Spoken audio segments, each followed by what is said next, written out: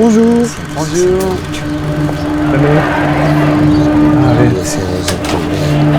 El gobierno asesina a muchos jóvenes.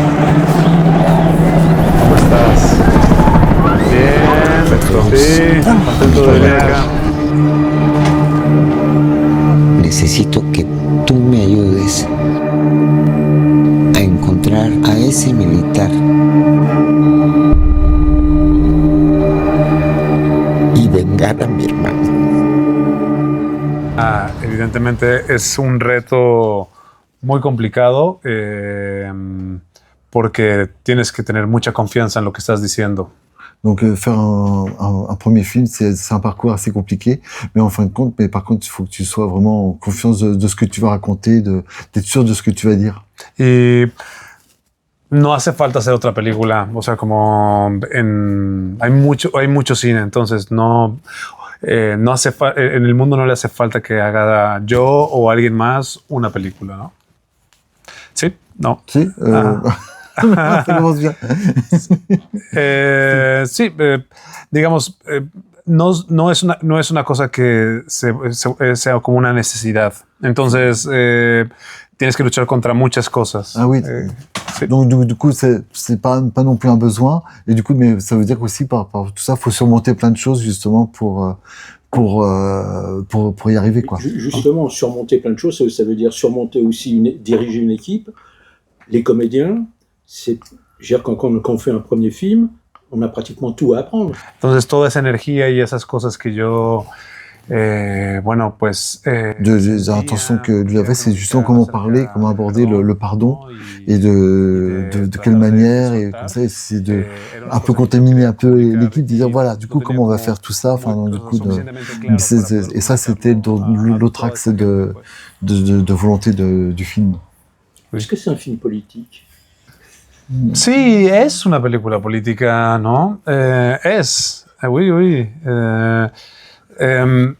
Pero creo que es en realidad más una película personal, más una película entre dos hermanas. Pues es una película que creo que tiene más que ver con la familia. Y eso es que tiene una extensión política. O sea, digamos, du coup, il y a un fond politique, mais en même temps, au cœur du film, c'est surtout l'histoire, une relation entre deux sœurs, et du coup, qui ont fait un film plus personnel, vraiment centré justement sur cette relation entre deux sœurs. Et le massacre. Et le massacre, évidemment, qui sous-tend l'ensemble. C'est en ça que je dis que c'est un film politique. Oui, c'est pour ça. Voilà, Mm-hmm. Oui, la politique, mais en même temps, oui, la politique, mais on y arrive par l'histoire de deux sœurs.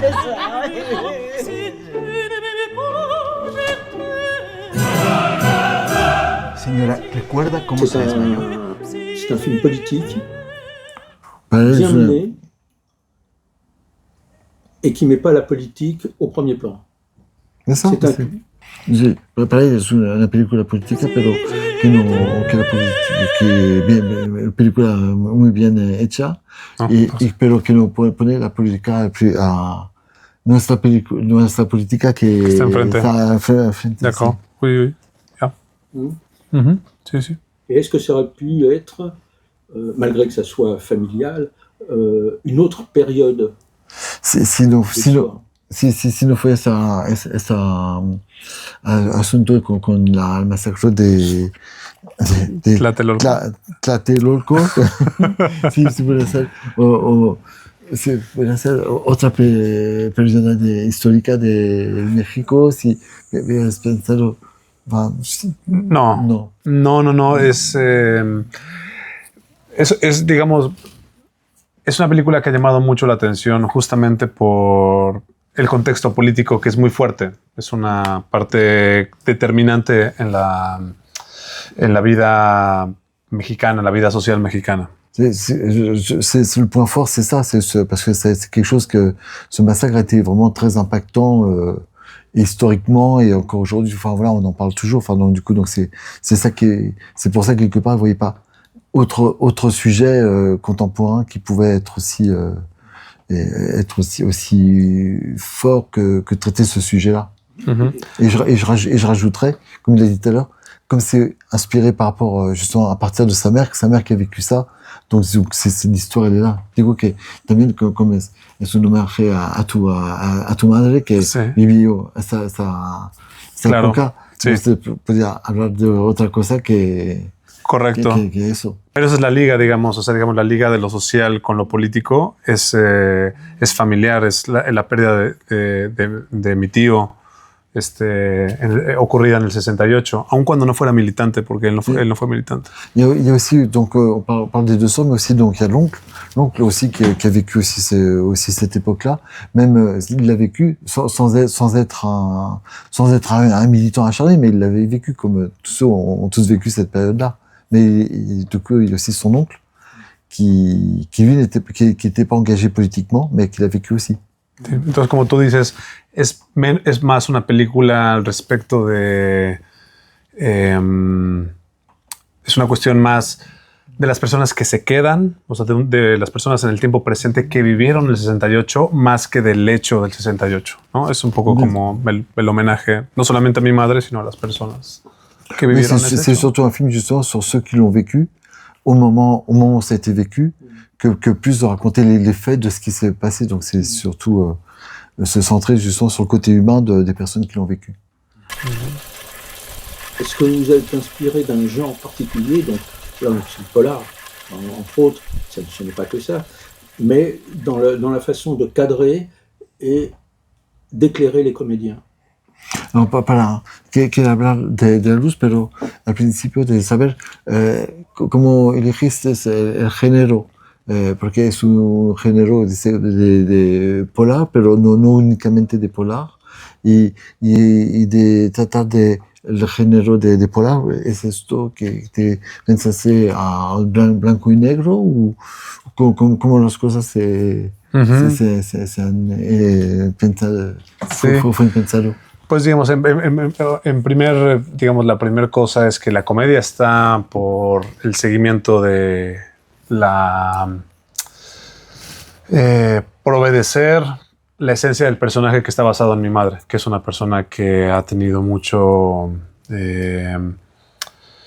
ha vivido las tragedias, ha sobrevivido las tragedias a través de la comedia, digamos. Eso sería como la primera instancia de la comedia. Sí. En fin de compte, donc, il y a une part de comédie qui est un peu justement axée sur la mère, qui a vécu les choses, mais pour le dire, un peu pour le raconter. Donc ça passe par de la comédie. Enfin, on va dire comédie. C'est pas tout à fait la question que vous posez. Oui, non, mais c'est pas fini. Ah bah, non, il n'a pas terminé. Vas-y. Ah, y bueno, y lo de blanco y negro es por esta idea de una persona que está obsesionada con el pasado, con las fotografías blanco y negro. Entonces quería que fuera una persona que se sintiera la subjetividad de una persona obsesionada con el pasado.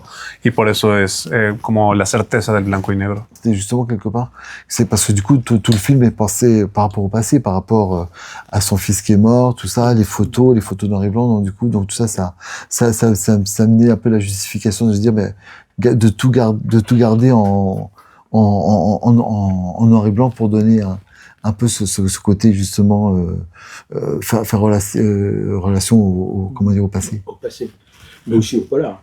Y au polar.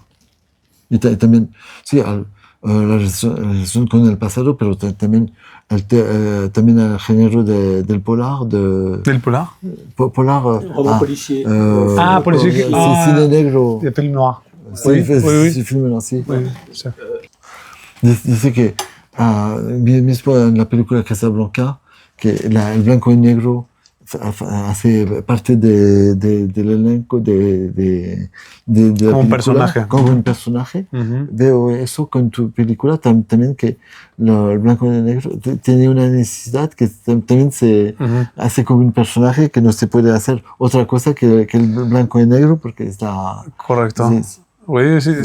Su sentimiento. Sí, tal vez, digo, yo pensaría que podría ser con esta emoción que nos da el blanco y negro de la nostalgia, ¿no? Que existe en Casablanca mezclado. Es una película acerca de la nostalgia, y esta también de lo perdido, pues, ¿no? O sea, creo que Sí, puede donc ser. là, c'est un peu aussi même, comme pour Casablanca, justement, c'est un peu sur le passé. Là aussi, c'est un passé, mais aussi sur quelque chose, justement, qui est perdu. Perdu, il y a un fils qui est perdu, enfin, donc, du coup, c'est aussi une douleur aussi. T'aimes une douleur, t'aimes bien des... Oui. Ça veut dire que le film n'aurait pas pu du tout, je reviens à ma question, n'aurait pas pu être tourné en couleur. Pensaste un momento de hacer la película en color? Attends, je reprends ma question. Ça aurait pu, est-ce que le film aurait pu être tourné en couleur, ou du moins sur un élément de vieux, de couleur vieille, comme le sépia ou autre. Voilà, c'est pas forcément le noir et blanc. Si piensas que si elegiste blanco y negro, pero oye, ¿Otro tratamiento? ¿Has pensado un momento de hacer la película en color o no en blanco y negro, pero en color sepia? ¿Sabes un poquito para blanco y negro pasado? Sí. Mi fotógrafo fue el que dijo que le parecía como una posible idea hacerlo a color, ¿no? Pero para mí lo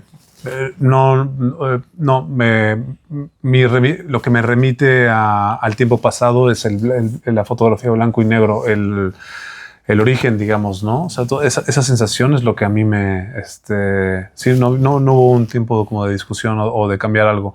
De hecho, ¿quieres seguir aquí? Au départ, donc c'est son chef opérateur.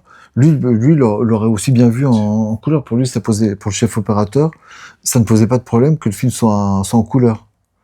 Donc voilà, mais par contre, lui, il tenait un peu, il tenait au noir et blanc pour toutes les raisons qu'on a dit, justement de tout ça. Sí. Y entonces, sí, como esa cosa del color. Cuando filmábamos y veíamos la imagen a color, terrible. Se veía espantoso, era una cosa. Y alguna vez vimos parte del armado a color porque había un problema con el software para verlo en blanco y negro y todos decíamos, uff, en blanco y negro se veía fantástico porque está diseñado para eso y en color no había manera. En fait, il a vu des parties en couleur parce que du coup, ils ont un souci à un moment donné avec leur retour, donc qui fonctionnait plus en noir et blanc. Mais du coup, ils ont vu l'image qui était en couleur. Et alors là, par contre, du coup, pour lui, c'était horrible. C'était même, c'est même pas pensable. Donc ça l'a convaincu à jamais dire non, faut vraiment garder. Sí, si no es blanco y negro, estamos perdidos. O sea, sí, no se puede hacer esto. Un traitement noir et blanc. C'est pas un traitement couleur sur lequel après on retravaille. Tu vois, pour que ça soit noir et blanc. Pregunta, precisión, sí, la película fue grabada en blanco y negro, ¿no? En color y es después que lo has hecho en blanco y negro. Sí, pero teníamos, filmada a color, pero el monitor que veíamos generalmente era blanco y negro. Pero en un día no había un problema con un LUT para poder verlo. En fait, y todo el tiempo lo vimos blanco y negro. Donc, il tournait bien en couleur, mais leur écran de retour, justement, de contrôle par rapport à l'image était en noir et blanc. Sauf qu'un jour, donc, du coup, il y a eu un problème de technique, et du coup, ils ont tout vu vraiment son truc en couleur, et c'est vraiment convaincu. Il faut vraiment le faire en noir et blanc, quoi. Tout, mais pas ça. y justo cuando había personas que no estaban enteradas de que era blanco y negro, los actores sobre todo, no habíamos contado que era blanco y negro, y para ellos era como una sorpresa decir eso. Lo habíamos olvidado, no mencionarlo. En fin de compte, il y avait un truc, c'est qu'ils n'avaient pas pensé dire aux acteurs que le film allait être en noir et blanc. Donc du coup, ils ne savaient pas que c'était en noir et blanc. Entonces cuando les decíamos que era blanco y negro, decían, es blanco y negro. Entonces me veo diferente. Digo, todo actúa. No hay ningún problema. L'interrogation, mais mince, faut jouer autrement. Enfin, ça posait des problèmes. Par exemple, c'est en noir et blanc. Qu'est-ce qui se passe? C'est pas problème. Oui. C'est peut-être ça qui est intéressant, c'est de n'avoir rien dit. Si, je pensais que... Enfin, il l'avait pas fait exprès. Enfin, non, mais ils auraient peut-être joué différemment parce que c'était de la couleur. Mais si, piensa que una buena cosa que no sabían, porque puede ser que sí sabían desde el principio que sea blanco y negro. Claro, sí. De todo en blanco y negro, sí. Es diferente, sí. Claro, pero también porque éramos una película muy pequeña, Sí. c'est un petit cru, y entonces pues hacíamos todos varias cosas, y entonces había cierta información que, bueno, si no la tenías que saber, pues no, vestuarista, diseño de arte, todo eso, claro, ¿no? Pero los actores no, pues nosotros nos fue. Donc en fin de compte, il y avait, donc faut rappeler que c'est un petit budget, hein, enfin vraiment, donc, du coup, donc tout c'était un peu affairé à plein de trucs en même temps, enfin donc, du coup, donc ils faisaient plein de choses. À gérer plein de choses. Ceux qui étaient un peu protégés de tout ça, c'est les acteurs, quelque part, bon, ben voilà, qui restaient un peu dans leur truc, mais voilà, mais avec tout ça, donc c'est vrai que tu dis, ben voilà, il y a des oublis, voilà. Et justement, au niveau des acteurs, comment ils ont été choisis? ¿Cómo se han elegido los actores? Fueron diferentes cosas, dependiendo el personaje y el actor, fueron cosas distintas. Pero digamos, Luisa Huertas, ella,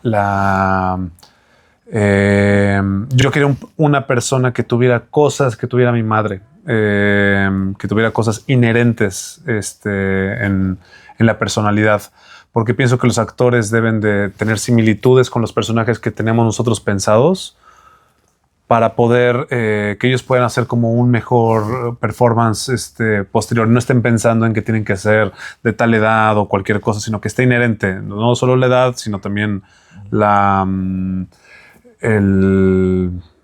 temple, la energía tiene que ser similar. Y entonces ya después solo nos enfocamos a la cuestión del performance. Pienso que es... Sí. O sea, ella ya tiene cosas parecidas a mi madre, pues, ¿no? Sí.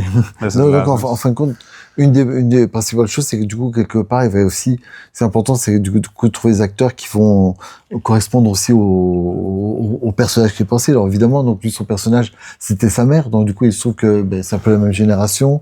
Il y avait des choses aussi un peu dans le physique, un peu dans le visage, dans l'intonation, un peu dans l'énergie. Beaucoup dans l'énergie, quelque part, ils disaient, il y a tout ça qui a pas besoin d'expliquer parce que du coup, elle est là.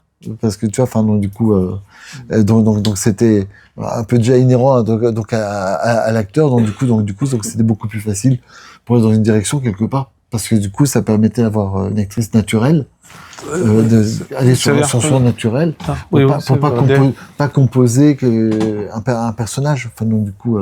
Sí, y entonces Luisa, necesitábamos dos cosas, que tuviera la naturaleza que estamos buscando, la energía, ¿no? Y la experiencia y la fuerza, porque necesitamos una persona de teatro que tuviera la fuerza para estar todos los días en el set, 10, 12 horas, todos los días durante 40 días, 42 días que filmamos. Donc en fin de compte, pour te dire, c'est que pendant les 40 jours qu'a duré le tournage, de 10 à 12 heures par jour, Luisa Huerta, même quand on est, enfin, tout le temps sur le plateau, dans l'action, parce que du coup c'est une très grande actrice aussi de théâtre, et le théâtre quelque part t'es présent, quoi. Et como es una película con un presupuesto no muy grande, casi pequeño, si preguntas si no fue difícil para encontrar actores que aceptan, mira, el rodaje va a ser un mes y medio, y sí. Très difícil. Sí. Tenía algo que ver con el teatro también, es decir, había actores que tenían experiencia en el cine, pero casi todos los que están en la película eran actores más de teatro. Siddhartha, por ejemplo, el ayudante de la gorra, él era en realidad él es un drag queen de carpa, ¿no? Que había hecho algunas cosas de burlesque y tal, pero no realmente había... Es su primer cosa en cine. Entonces, casi todos tenían poca experiencia y eso ayudó en el términos de presupuesto, porque si no, o sea, bueno, ella accedió a bajarlo, pues, ¿no? Sí. Podía tener mucha experiencia. Non, donc en fin de compte, elle, du coup, c'est de la plus, comment on appelle ça, la plus chevronnée dans théâtre, mais aussi dans le cinéma. Pour le film, donc elle a baissé, elle a baissé son cachet pour justement être à s'adapter quelque part par rapport au budget. Et sinon tous les autres acteurs venaient beaucoup plus du théâtre avec une mentalité de théâtre quelque part. Donc du coup, ça veut dire que du coup, s'il faut bosser, on bosse quoi. Enfin vraiment, donc du coup, je sais aussi que notre expérience un peu particulière, c'est celui avec comment dire, comment c'est la bola des drag queens. Ah, drag queen, sí, no sé qué será, como un burlesque. Non, pero, le personnage Siddhartha. Siddhartha, du coup, donc lui vient du monde du monde de drag queen. Donc. Et ça n'a pas été trop compliqué de tourner en un premier film en tant que réalisateur. No fue difícil grabar la película. O sea, con tu primera experiencia de película, sí. ¿Cuál fue cuál fue tu experiencia? Bueno, fue... ¿Cuándo me mato? Sí.